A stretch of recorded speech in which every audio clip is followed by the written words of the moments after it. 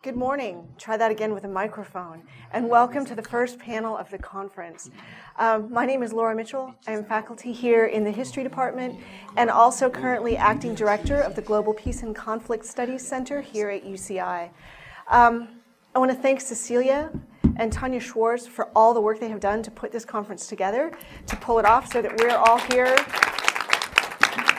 in one place, able to talk to each other.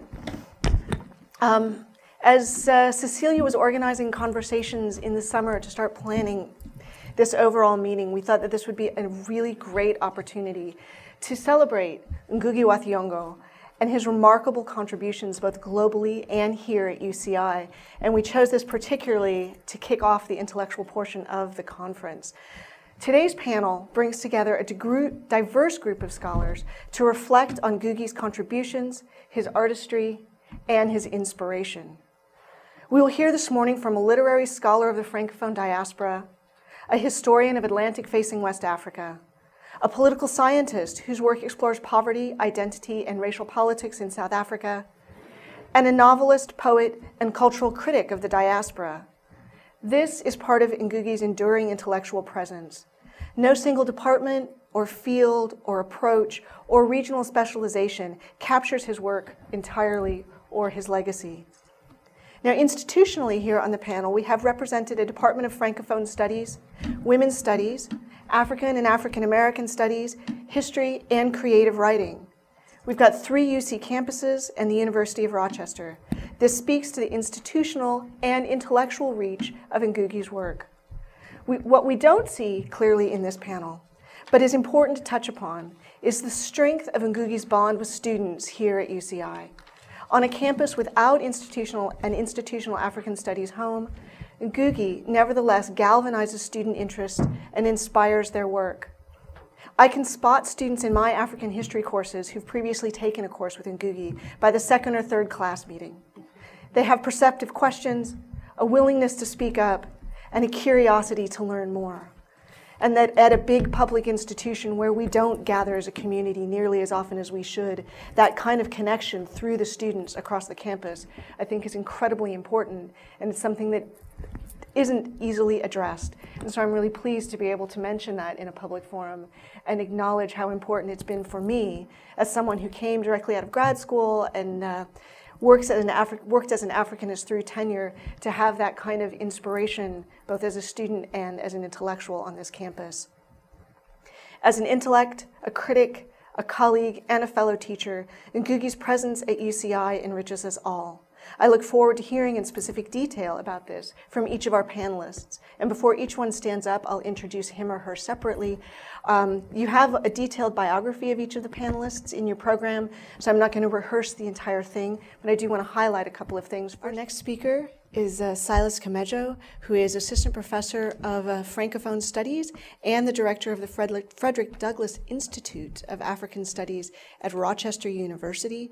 He is a scholar of negritude and the African intellectual diaspora and has currently completed 2 projects on politics in his home country in Cameroon. Silas.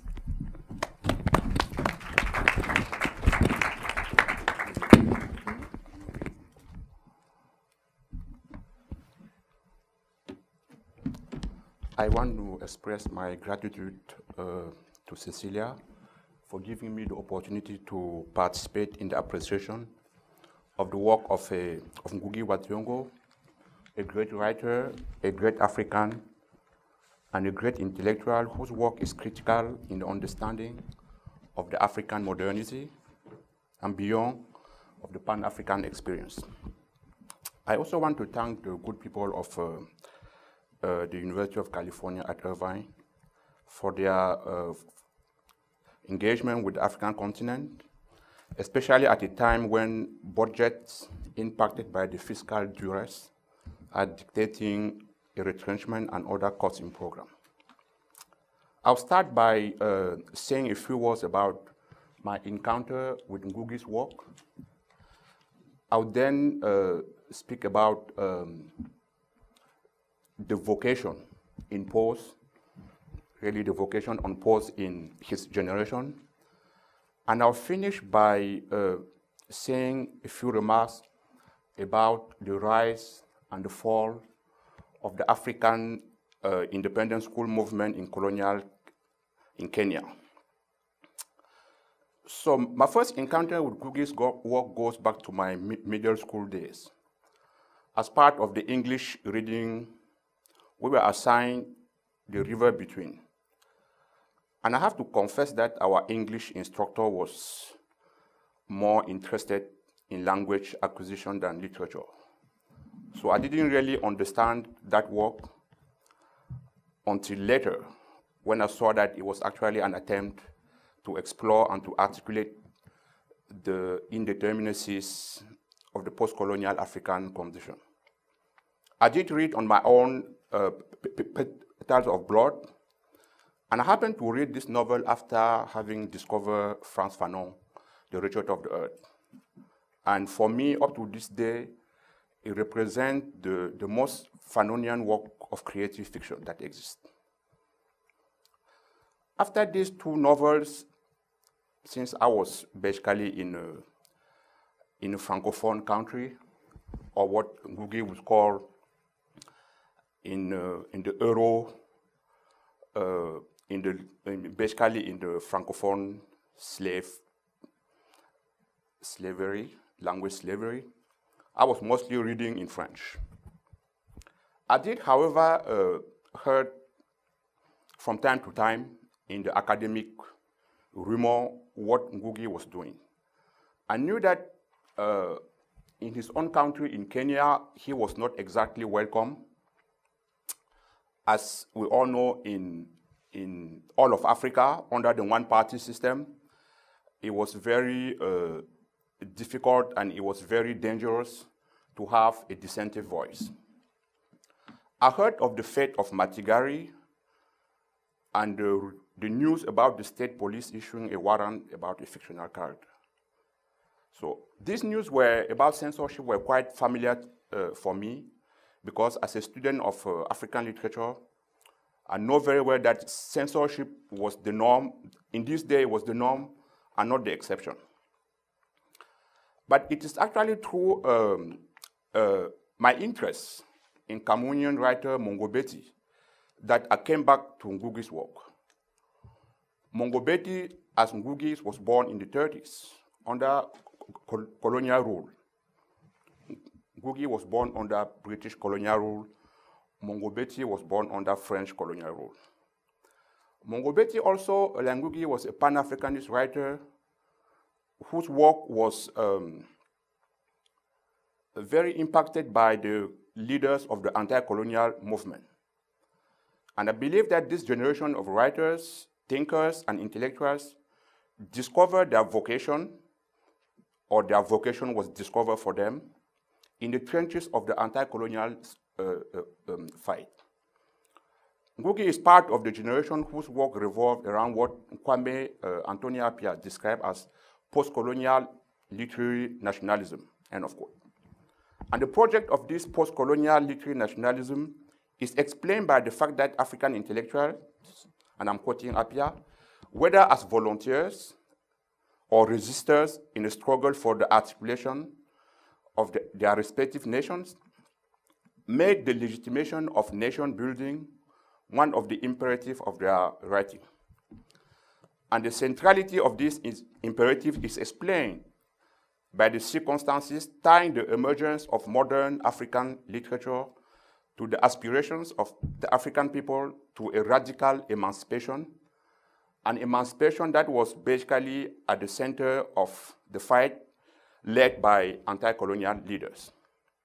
Therefore, exemplifying the charismatic figures of African nationalism allows these writings and these writers to fulfill their vocation and to basically discover, and I'm quoting Fanon here, to discover their vocation and to fulfill it.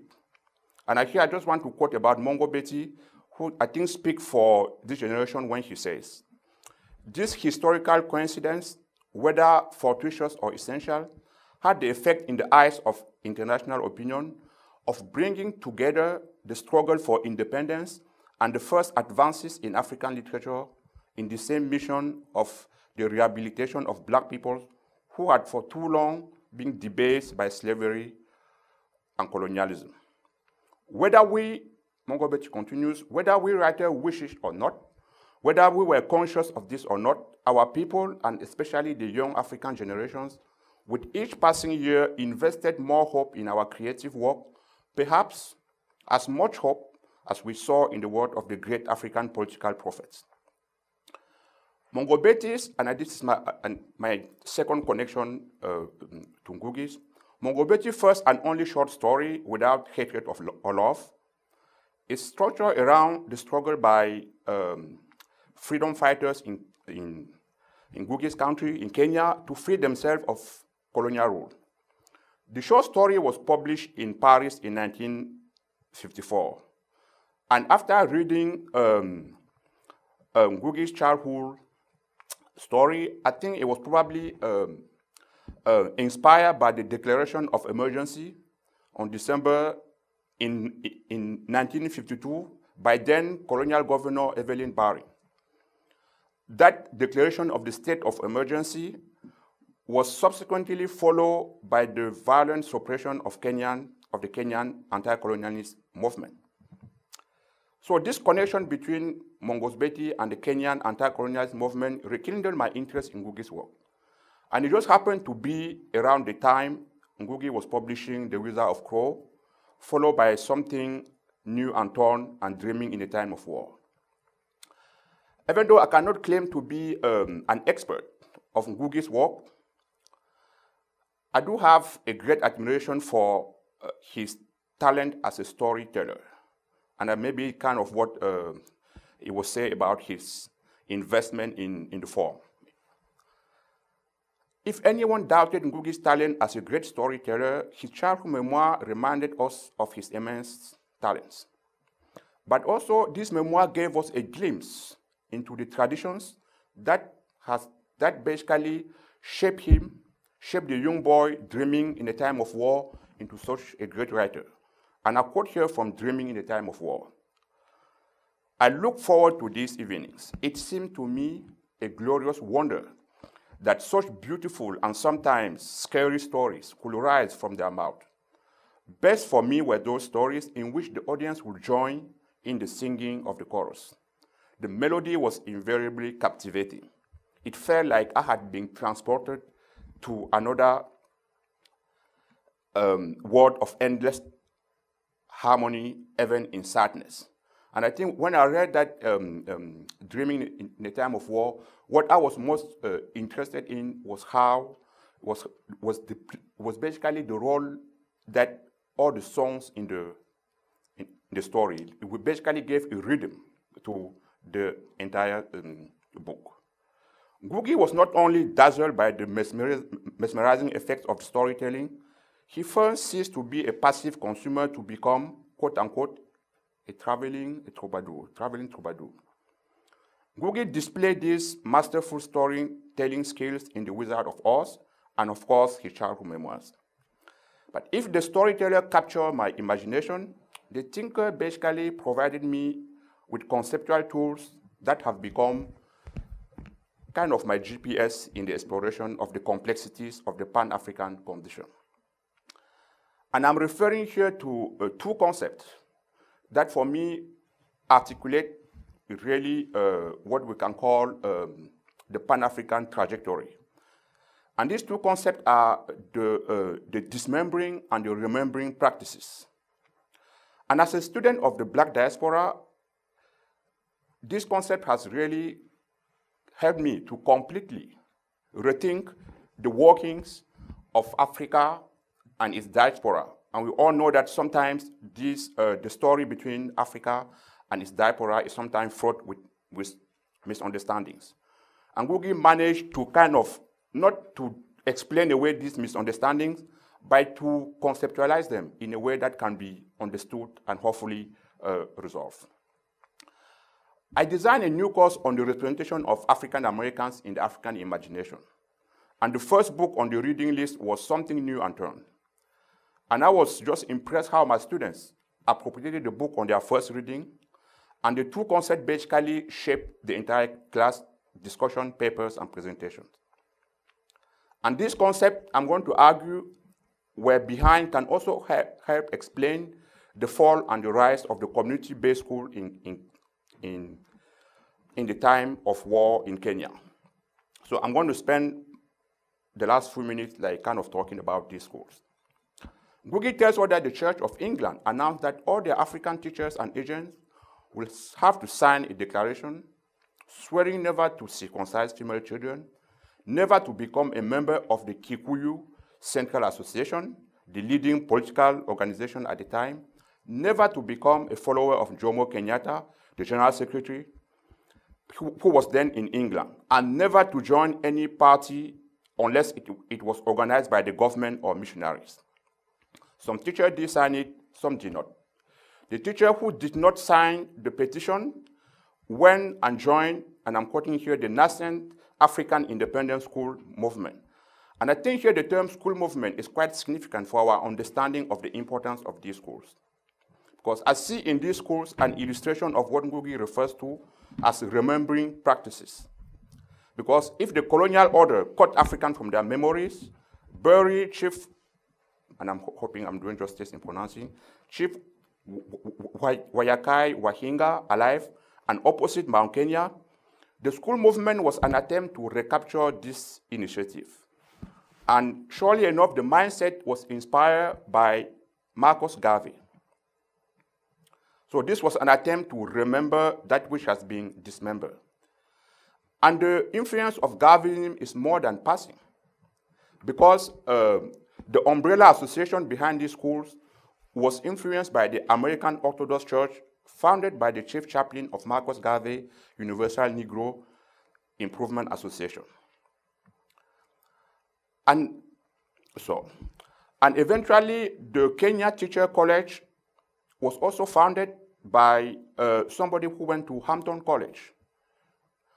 And I want to emphasize these connections, these remembering connections, and how the colonial government, who has already dismembered Africans from their memory, was trying to dismember or prevent African communities from remembering their common experience. And I was even more convinced of this when I was reading an essay written by Robert Winson, who is talking about the impact of Garveyism in the newspaper Abantu Bato, who was the newspaper founded to basically support the African National Congress in the 20s. And he said that the Virginia Jubilee Singers, a troupe of African-American singers that toured South Africa for about 5 years, basically set the first link between South Africa and Black America. And it's also very interesting that one of these schools founded in Kenya, a group of African-American soldiers stationed in Nairobi went and sang Negro spirituals. So I see a connection between these two stories. And the narratives about African-American journey from slavery to success disrupted the color line constructed around white supremacy. And I heard from, I once went to Ghana and somebody was talking about Kwame Nkrumah and said that Kwame Nkrumah, when he went to London, when he went to Philadelphia, he brought back the Pan-Africanist movement into Africa. It was a homecoming of a sort.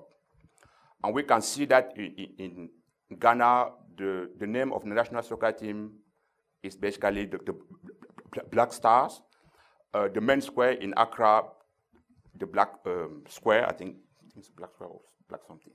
So these are symbolic, a symbolic tribute to Garveyism. But before Nkrumah, it could be argued that in Kenya, the African Independent School was basically bringing home what Ngugi called the African idea. That started in 80, that eventually found a louder resonance in the US, especially through the Harlem Renaissance, and then went to Paris, where it gave rise to the movement of negritude. And the movement of negritude has eventually influenced the Afrocentric movement back into the United States. So I found this remembering practice very, very significant. And therefore, the fact that these schools were shut down was an attempt for the colonial British government to reenact the mutilation of African memory that was already effected through burying the first colonial, the first anti-colonialist leader in Kenya, burying him alive and basically burying him opposite Mount Kenya. But for Ngugi, and I agree with him here, the journey to this promised land was full of trials and tribulations, tears, and even blood. And one of the things I found the most interesting, the most significant in the fall of this school was the fact that the Kenya's Teacher College was basically transformed into a hanging place for Kenya nationalist movement. So it was an attempt to stop the African initiatives, and I thank Ngugi for sharing this story with us. Thank you.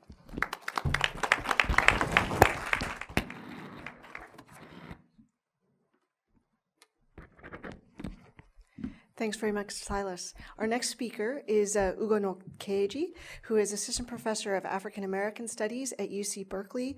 He is a scholar principally of the slave trade and slave trading societies in the West African coast, and his first book, published 2 years ago, won the African Studies Association's Herskovits Award, which is a remarkable accomplishment for a first book, and it recognizes within the United States the best book on Africa in any discipline. So very pleased to have Ugo with us here today.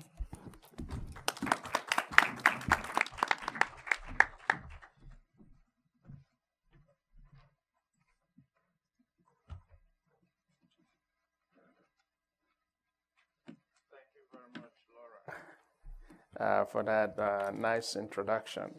Laura and I are fellow historians of Africa, fellow travelers, and we also connected in some other ways. Laura grew up in Walnut Creek, which is next door to where I live, and I also discovered that she also did her undergraduate at Berkeley, where I teach now, and I've been serving with her too on the World History Development, AP World History Development Committee. You know, this is just interesting. We had a meeting 2 months ago in Princeton discussing how to set exams for, in world history for the AP courses. So thank you very much. And I'm happy to be here. Thank you very much, Cecilia, and your colleagues and assistants for organizing this. And I thank you too for putting me on the same podium with, not only with this eminent scholar, but with Ngugi wa Thiong'o. It's just, it's such an epiphany for me, not being a literary person by any means. So you cannot expect me, and I won't even try. I don't have the competence to do the kind of thing my literary colleagues will be doing. But to speak today on an aspect of literature that is beginning to gain ground within the historical discipline, and that is how we can actually read literature and reconstruct history from that. That is not how conventional historical methodology is supposed to proceed, because it's empirical, it's supposed to be about what happened. Any other thing is just not considered, solid in conventional historical methodology. But we that study Africa, especially that study the pre-colonial period, and also historians that are interested in culture, it happens that these literary works are actually invaluable, and we're beginning to use them in interesting ways, in a way that have been accepted within mainstream historiography. I'm a historian of the transatlantic slave trade. A historian of Africa from the 15th century to the present, really. I studied the slave trade, but I also studied colonial and post-colonial political economy of Africa, and working on all issues, well, different issues, including oil and gas. But you can see that none of this prepares me to be a speaker in a literary panel. But I'll tell you how it began. I've always encountered literature. Well, in many ways, I won't even go to the detail. Being an Igbo, growing up in Igbo land and oral literature and all that, but we never saw it as that. And at school, I've had to read all of that. Ngugi wa Thiong'o's book, the Weep Not Child was one of the books we read in literature, along with Achebe, Soyinka, Oyono, Peter Abraham, and the rest of them. And, but then having gone on to study history, especially history based on mostly Marxist political economy, there was a lot of influence, Marxist influence in Nigerian universities. I heard Chris said the same thing. He was at the University of Calabar, was at the University of Port Harcourt. And it was the whole thing. And you know that literature, culture, and such other things has no place in Marxist analysis. They are just supposed to be peripheral, superstructure. It's not supposed. So, and that didn't help a lot. But the fact is that literature speaks to real life. I haven't said anything new, but the issue is that many literature teachers said that, always told us that in high school. But it sounded like a cliche.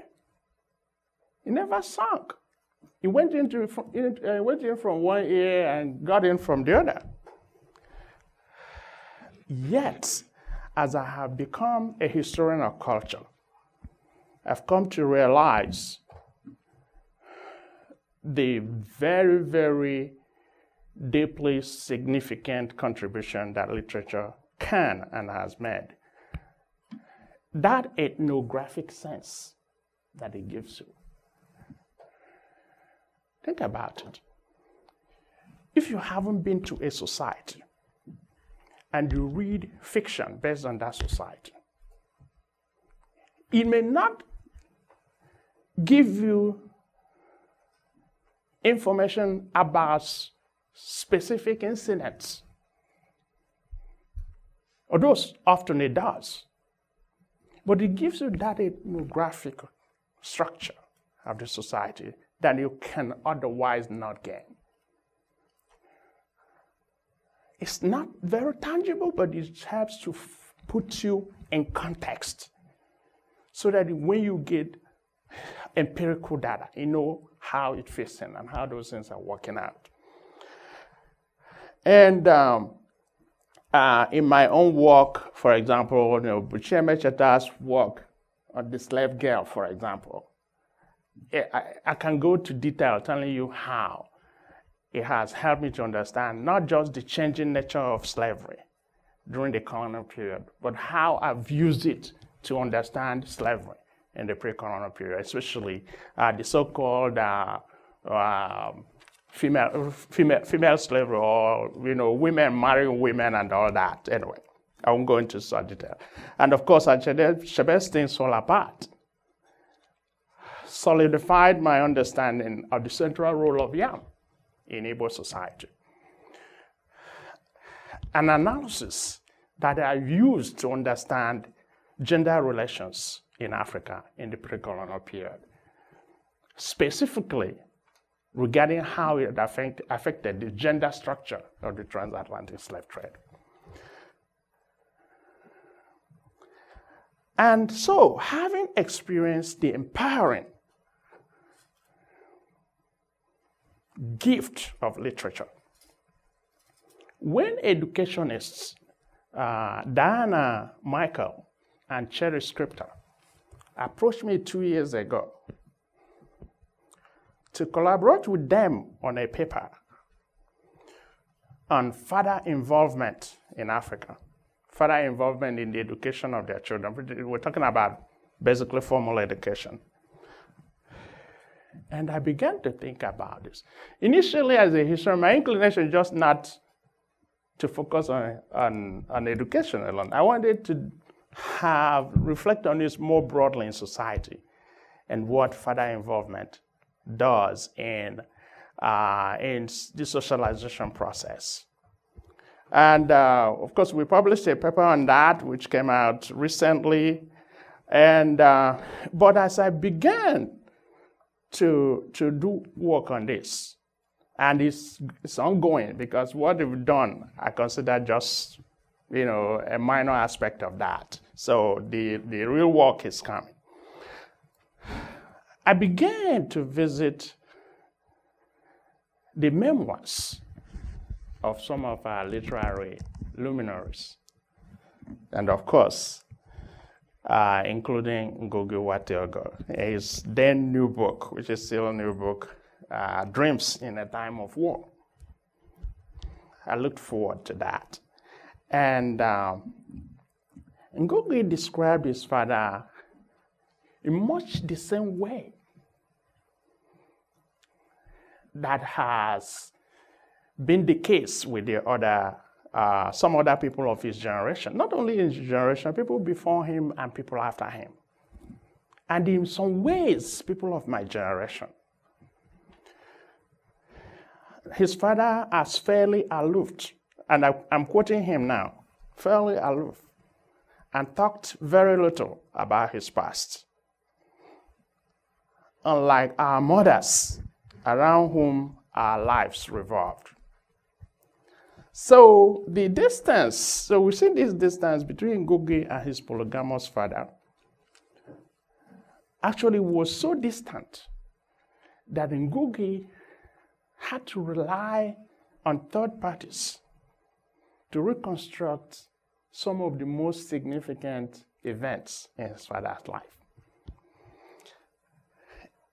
But what we learn from some of this is that father aloofness does not equal absence of unnecessarily minimal involvement. Because parents' intervention in the upbringing of their children often pre-structure children's worldview and life choices.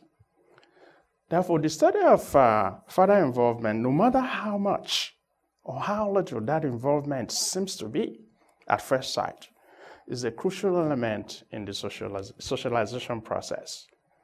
That even the complete absence of it affects that process. In rounding up this, because this is something that is evolving, remember that what I'm telling you is the possibilities of literature, and making particular reference to Ngugi's work and what he has done, especially in expanding my understanding of father's involvement, that Ngugi's experience is useful not just because it is a compelling human story, or even because it is about the life of a luminary, but because it gives us a window into the complexity of father involvement in the upbringing of their children. In his case, growing up with a Maasai father in an Ngugi, in a Kikuyu context. So what that does is that it helps us to understand the complexity of father involvement. It's not just about a family existing. In what context did they exist? Colonial context, Kikuyu context, and then a kind of mixed family, or an uprooted family, in an uprooted family. What does all this mean?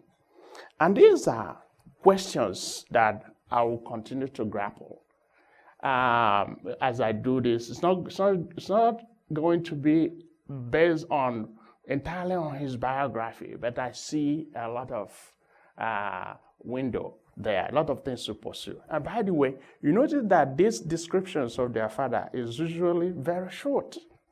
Ngugi Achebe now in 2 memoirs, The Education of the British Educated Child, and then his most recent book, There Was a Country. It's usually very, very short, but very powerful. And we need to read this literature very, very deeply. Thank you very much.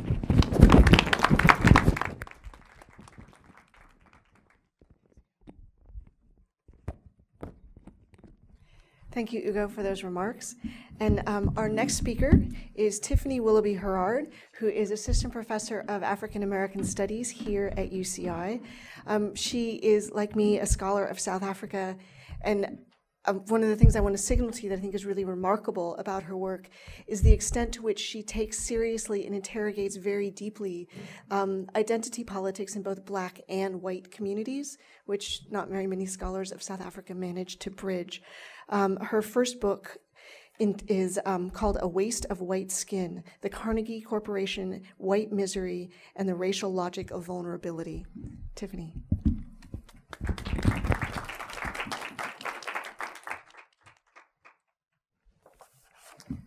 Thank you so much, Cecilia and Tanya, for organizing this conference, and I'm really honored to be able to speak about my colleague in African American Studies, Ngugi wa Thiong'o. My paper today is called The Society of Bodiless Heads and Headless Bodies, Meditating with Ngugi wa Thiong'o on Language.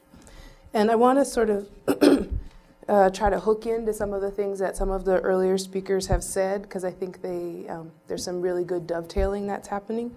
So Chris, when you talked about building canons and the politics of their generation, what it is an honor to have someone from Ngugi's generation to actually be willing to sit with this generation.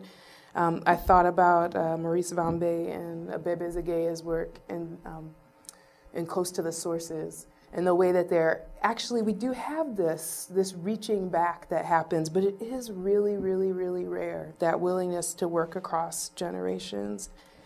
And then when Silas, you were talking, and you really described this attention to Fanon, because my paper is really organized around pedagogy and Fanon and the way that I deploy Ngugi's work, I was so grateful to hear that resonance. I thought, okay, I really am on the right track as a way to talk about membering and dismembering and remembering. I first came into contact with Ngugi's work as an undergraduate student in the Africana Studies department at Cornell, and I read him in the context of Amata Idu, Mariama Ba, and Buchia Mechida, and it has helped shape the kinds of ways that as a political theorist, I take up the writings of people like Marlene Fenny-Kirk and Nadine Gordimer, primarily because they are political, right?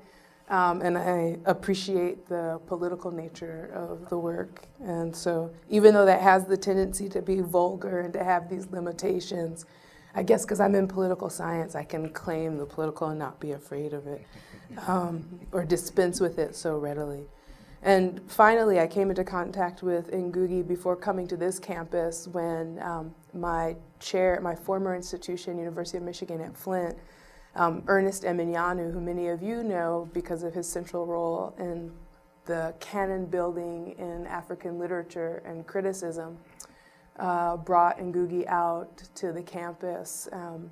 And we had a wonderful time with a playwright who was on the faculty who produced a production of Weep Not Child in the community and taught lots and lots and lots of local K-12 teachers about how to approach African literature through Ngugi's work. So I appreciate all of these contacts.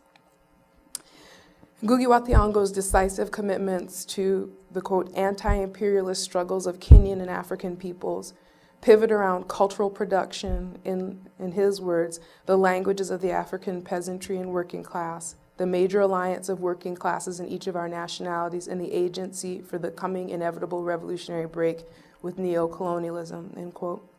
When I teach my political theory courses on the politics of language, we arrive at the chapter of Frantz Fanon's Black Skin, White Mask, The Black Man in Language. I always have to place it into conversation with Ngugi wa Thiong'o, Jamaica Kincaid, and June Jordan.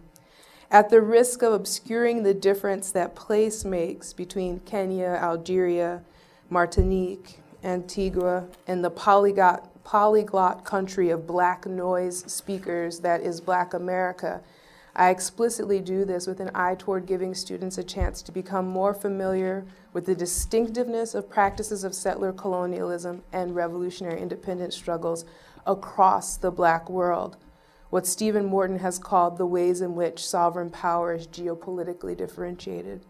But I also do this in order to make plain that despite these distinctions, the similarities between these different places and what Barbara Harlow has called the new geographies of struggle matter profoundly to the ways that Black people are conceived in the world and the kind of temporality, humanity, and globality that can be produced through the pretense that detention in each particular national history is the beginning and the end of the struggles over language. Additionally, staging a conversation in this way suggests a legacy of Black internationalism that reflects the political solidarity that constitutes Blackness. As my colleague Jared Sexton indicates, Blackness is best described as a set of practices and, quote, historical forms of political identification forged most clearly during the century between the circumscription of chattel slavery and the rise of Black power, the era of Jim Crow, end quote. These include, quote, racial Blackness and progressive Black efforts, end quote, that cannot be perceived as merely solipsistic. Rather than a set of remembered and repeated cultural survivals at this moment in our history, attending to the choice to engage in each other's struggles and expanding engagements prompts my interest in teaching Fanon in this fashion.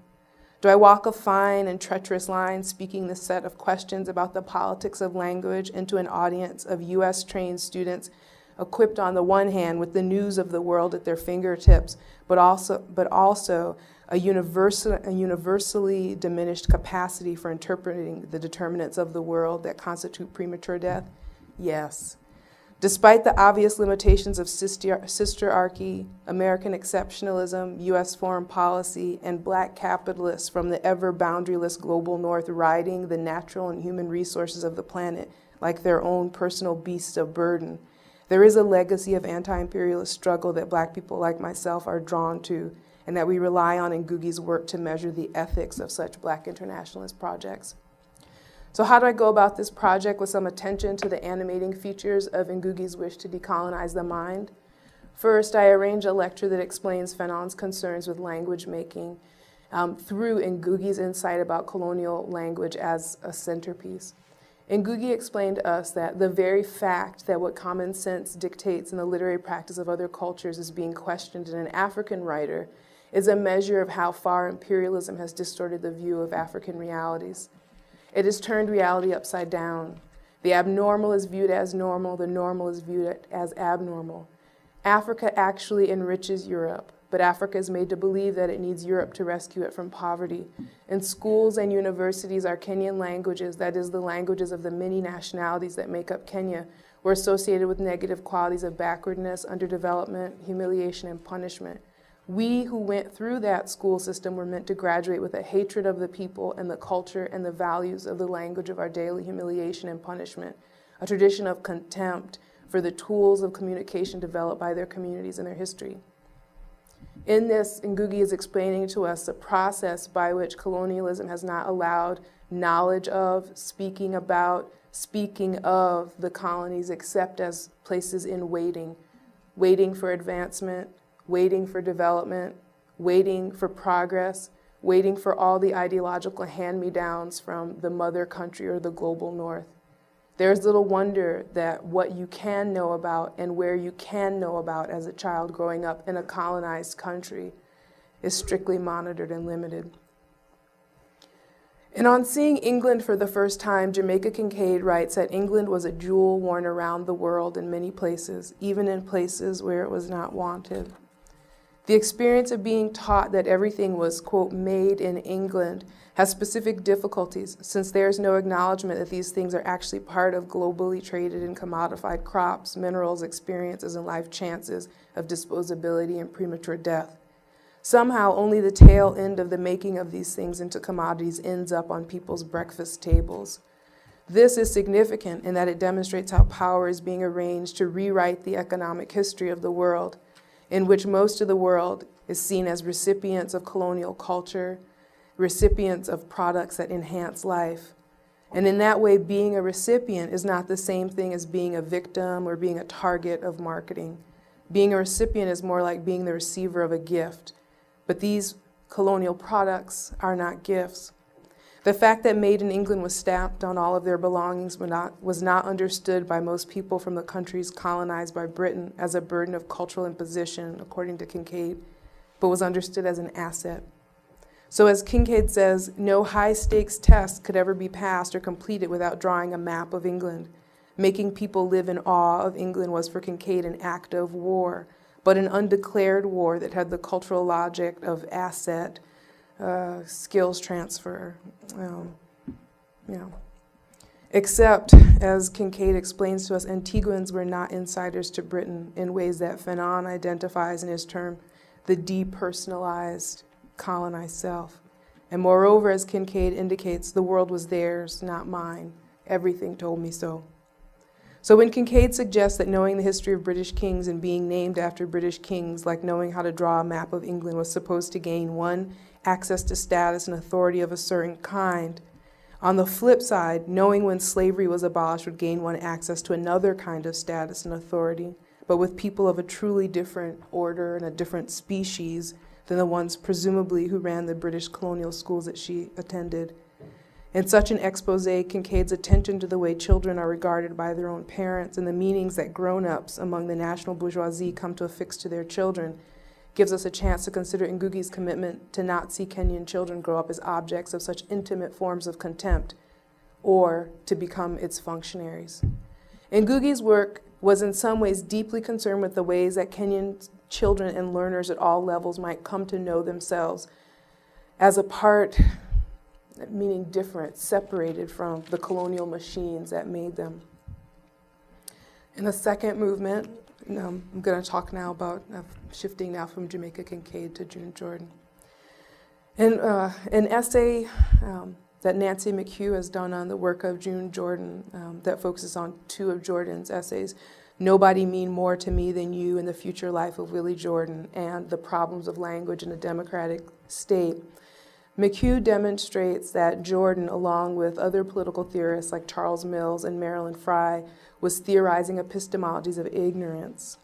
And what McHugh is trying to point to is that language fixes our lips to agree that violence is random and initiated by marginal people instead of allowing us or forcing us to cop to the fact that most violence is systematic, regular, and initiated by people in power who wear the mantle of sanity and legitimate authority and force. This kind of whitewashing comes in the practices of commanding adherence to whiteness. So Jordan, in her moment of talking about the politics of language here, is not trying to enforce a politics of Black linguistic authenticity or conformity, but she is trying to get the analysis proper. Yeah? So Jordan was talking about how language, vocabulary, and grammar are complicit, knowing, non-knowing, power, and powerlessness. Such language, particularly language that uses the passive voice, language that tries to suggest that violence is neutral or a gift or benign, eliminates responsibility and makes accountability and action seem impossible. So to detail what happens in Jordan's essay, she presents a problematic posed by students in a writing class who wanted to write about the police murder of the brother of one of the students in the class. The police killed Reggie Jordan, and the students struggled to figure out a political course of action to use their writing to communicate the meaning of this murder for themselves, for history and memory, and for the murderers. They were struggling with a fundamental problem of racial colonial language. How do we document and know systematic and structural violence? How do we write about murderers that are never made to be accountable for their acts because they are murdering people who experience life as social death and non-being? They were wrestling with how to write about colonial administrators, settlers, and or colonial militaries' histories of murder with impunity. What did the students decide? They decided to compose letters to Willie and Reggie's family and to compose a letter to the police that they would send to the local paper. They next had to decide what kind of voice to write their letter to the police in. The voice of Black English, they decided. A voice that expresses their outrage, fear, collectivity, and the voice of the victim, or a voice that would be listened to but not heard, the voice of standard English. They had these two choices. The class unanimously decided to write the message in Black English, even though they knew those who could listen wouldn't listen. As a commentator on the murder of Oscar Grant in early 2009 stated on KPFK's Uprising Radio on January 8th, the only compliance that would have been enough for Grant's murder was death. Lying face down silently on the ground in public with guns drawn at his back was not enough submission. Simply being Black is more than ironic, but is the equivalent of looking deathwardly, as the findings from Stanford psychologist Jennifer Eberhardt and her colleagues have consistently noted.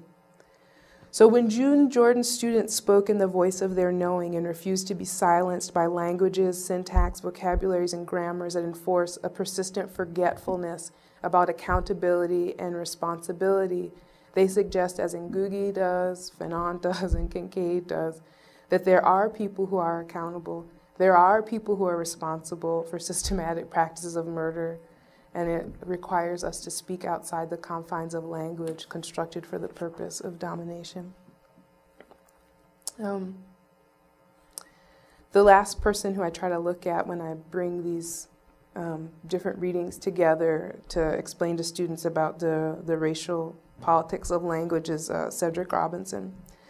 And like Ngugi, Robinson has a profound disdain for the kind of vanity uplift projects of representation produced by national middle classes and their lack of attention to historical analysis. The way that Robinson puts it is really simply a kind of real justifiable anger, you know, in Ngugi about people manufacturing a history when there is a real history on the ground to look at. It's kind of like lazy scholarship, you know. But what I wanted just to say in closing is how profoundly grateful I am for the courage that it took you to identify what you call Afro-European literature, you know, and to sort of admit that it's something that you have been involved with for a very long time, but something that you too had to part ways with. Because in that courage you modeled for us, and continue to model for us with your writing, how important it is to have a deep commitment to mastery of our own language. So, thank you.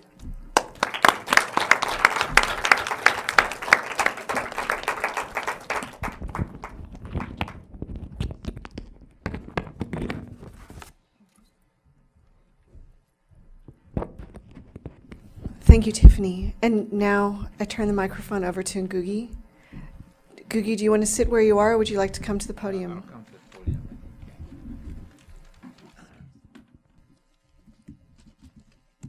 This is the mysteries of technology which I have not yet managed to master.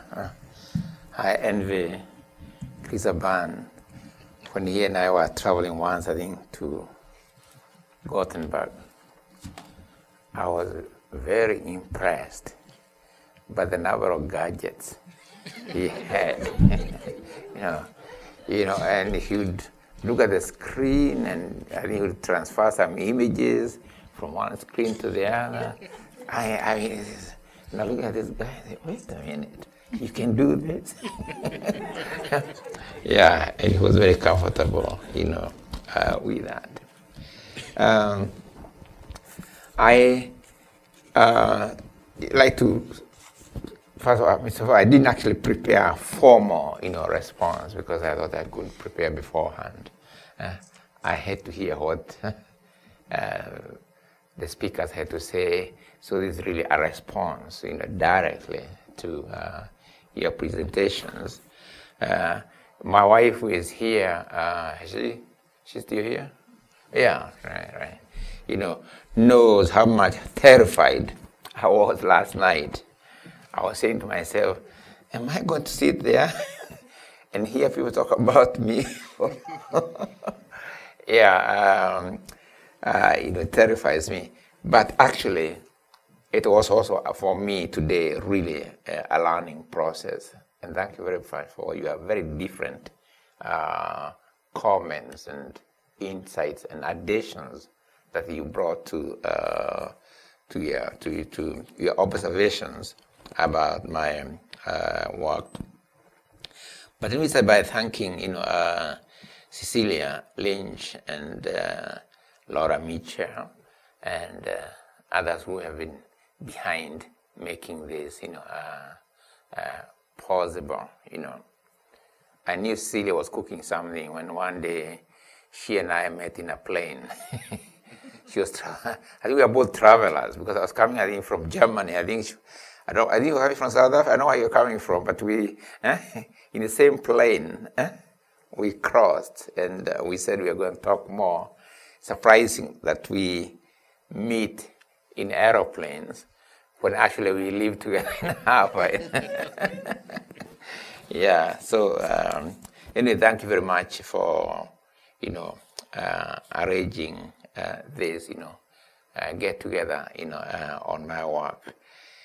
It's really for writer and writer, it's very, very moving when one finds that one's work has had echoes, everywhere, whether it's an image or whatever, and images, remember, are very, very important for me as a way of looking at the world, and I think for everybody, really, like when Chris was talking, he mentioned that bullet-rated Mercedes-Benz. I mean, what an incredible image. Sums up post-colonial Africa. So next time I teach my class, all I need to tell them is the image of the bullet-rated Mercedes, Benz. But quite frankly,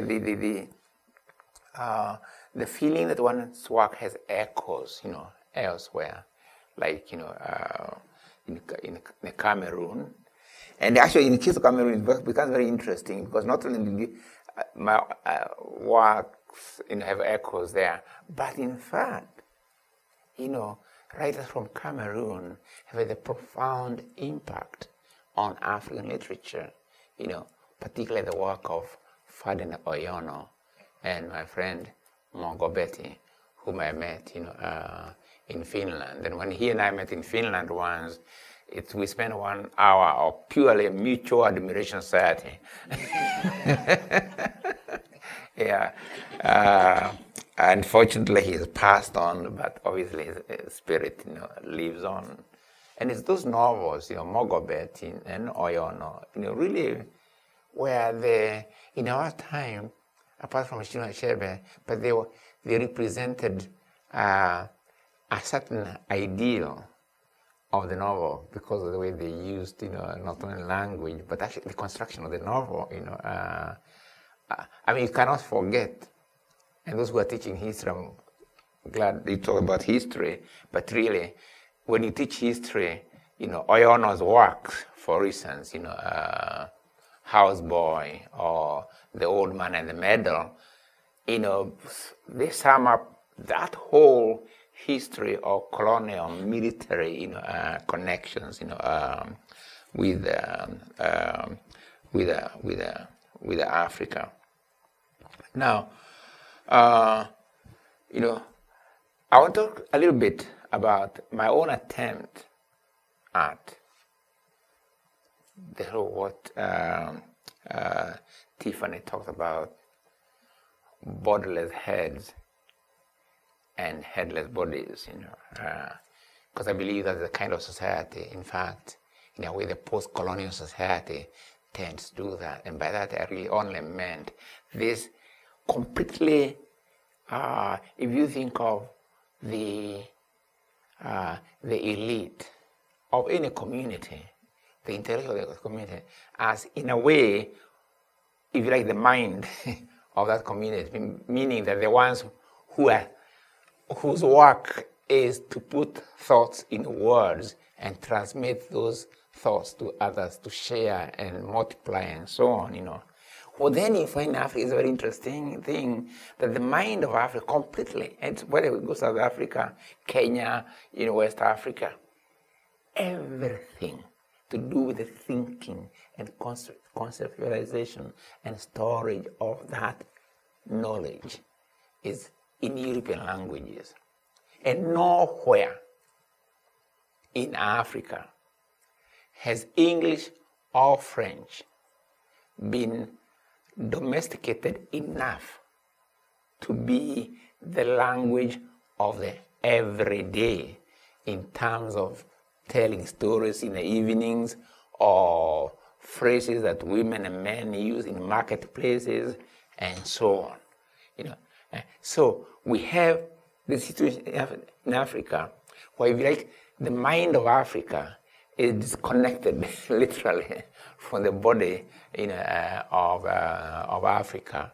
And if I can sum up my writing is really an attempt to, so my break with English, or my advocacy of African languages, is really no more than an attempt to kind of say, look, the mind of Africa and the body of Africa must come together. Because when I look at colonialism, what it does in fact, literally, colonialism, structures of oppression in Africa, here, is all the time to colonize the mind. In other words, to take it away from the main body, as it were, So so the mind without the body is nothing, and the body without the mind, guidance becomes, problematic. So in Africa, the mind literally stored somewhere. So my is an attempt to argue for reconnection of the body and the mind as our starting point. Now, I want to talk briefly about the one person who has been very important for me in that realization. I know you talked about fathers. We could as well have talked about if you talk about the absence of fathers, of course the opposite is the presence of our mothers in our lives. So let me dwell on a little bit on that particular aspect. My mother dominates my memoirs, 2 of them now, Dreams in a Time of War and In the House of the Interpreter, which has come out. And I want to just say 4 things which she always asked me, or in the family.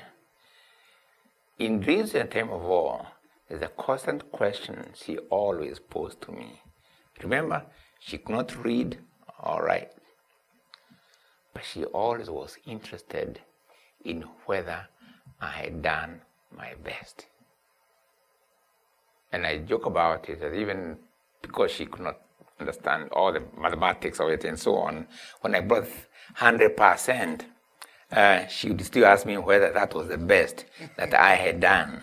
Okay, so I had to all the time to assure her that it was actually better than or whatever. Okay, and that question actually stays with me even today. Whatever I do, I sort of I'm constantly worrying whether what I have done is the best, and it's the one question, quite frankly, which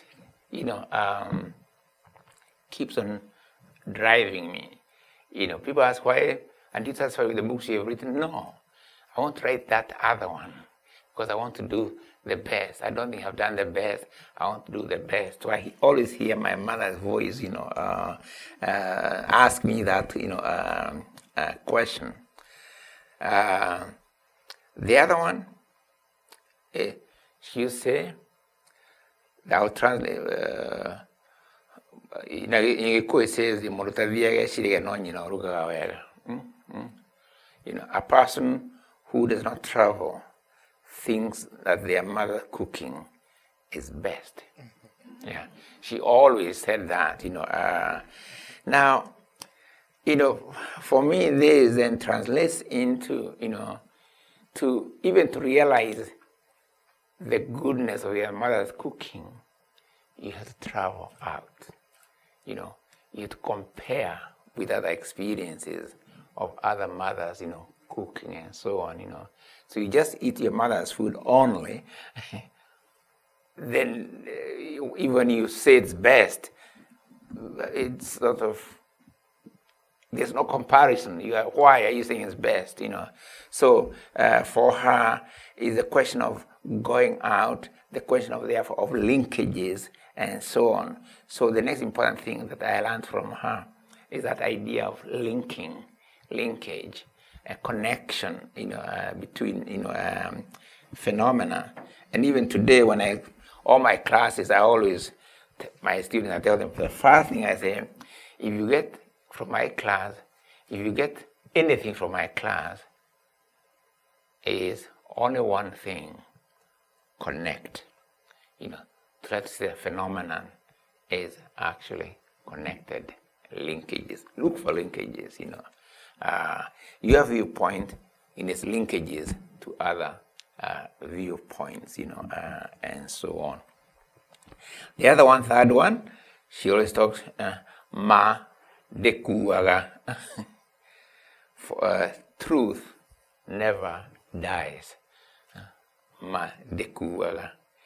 And those of you who are going to read my second memoir, you'll find how at a certain moment in my life, soon after I left school, I was arrested for minor sort of political, I don't know what it was, but anyway. And I've just finished school. I'm in a remand prison for the first time in my life, and and at one moment, it becomes very tempting for me to plead, maybe yes, to something which I had not done, okay, and because all the, police officer, you just say yes, it's okay, we shall make sure we fight for you, you get very little, but I was sure that I had done nothing wrong. So at the moment of temptation, the voice that I hear is my mother's voice telling me that truth never dies, which of course in some ways also comes across as ma dehena nagia. Truth does not lie. Truth does not die. Truth does not lie. Okay, this has been very important in my life. Even later, when I was actually this time in a maximum security prison, again for political reasons, many years later, that thing, truth never dies, truth never lies, was my mind. In fact, when I wrote, Devil on the Cross on toilet paper in prison, yeah. Now, fourth, and then I'll end. She would say that Wutire otuko otakea. That every night ends with dawn. Even the darkest night ends with dawn. Okay. And now this whole embodiment of hope, it was it's been very, very important to me. Again, when I was in prison for political reasons, or when I was in exile, when I've had assassination attempts, my wife, and I, when we returned to Kenya after 20 years being away, we were attacked by politically hired gunmen and so on. At the moment of assault and so on. I'm remembering this. That even the darkest night ends with dawn, sense of hope, and so on, So, if you look at